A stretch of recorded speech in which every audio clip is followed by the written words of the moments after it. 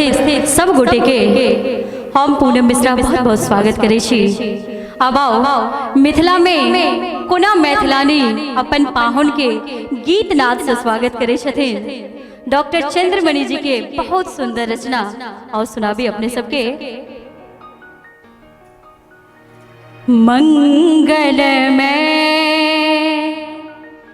दिन आज है पाहुन छथि आयल, धन्य धन्य जागल भाग्य है मन कमल फुलायल।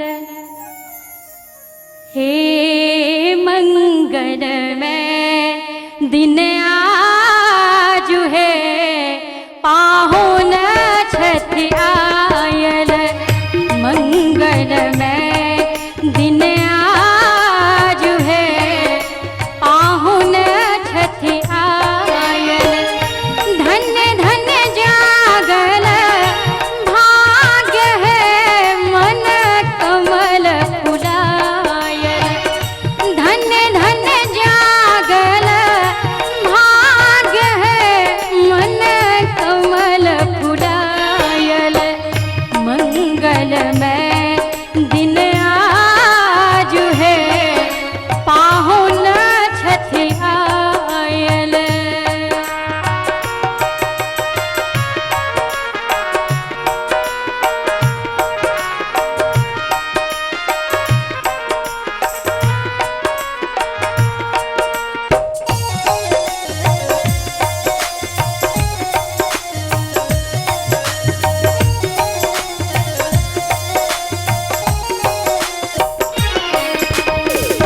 मंगल घट सा द्वार सजाओल,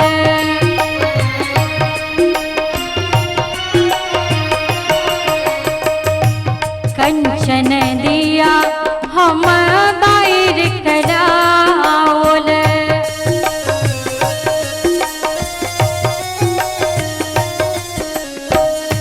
मंगल घट सा द्वार सजाओल, कंचन दिया हम बाहर कराओल, गाथल हार गोलाब है हिनका पहिराओल, गाथल हार गोलाब है हिनका पहिरायल, गाथल हार गोलाब है हिनका पहिरायल।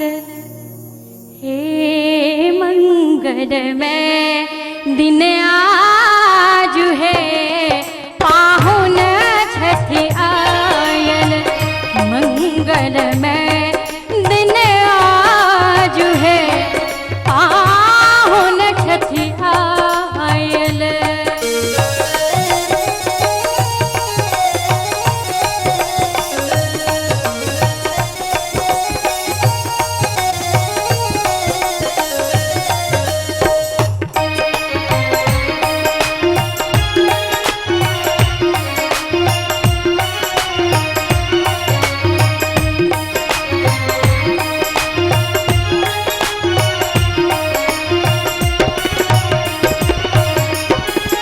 कर खाली बेसी अभिलाषा,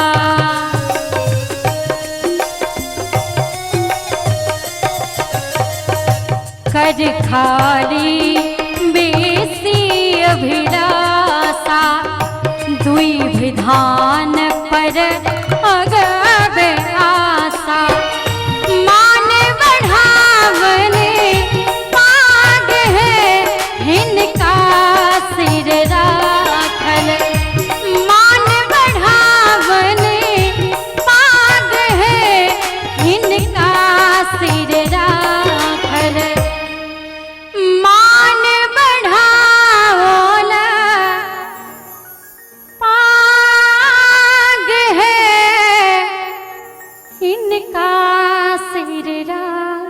हर हे मंगलमय दिन आज है पाहुन छठ आयल मंगलमय दिन आज है पाहुन छठ आयल।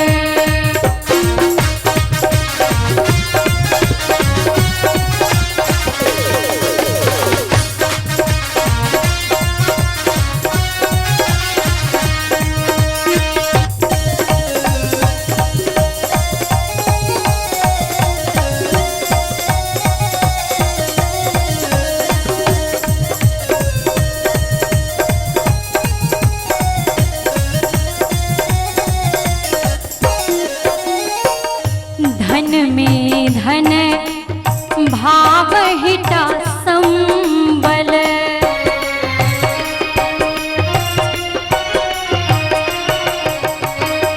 धन में धन भाव हिता संबल शुभग स्नेह मन ही मन केवल बारिक अनुपम साग है भोजन में साजल बारिक उपजल साग है भोजन में साजल बारिक अनुपम साग है भोजन में साजल।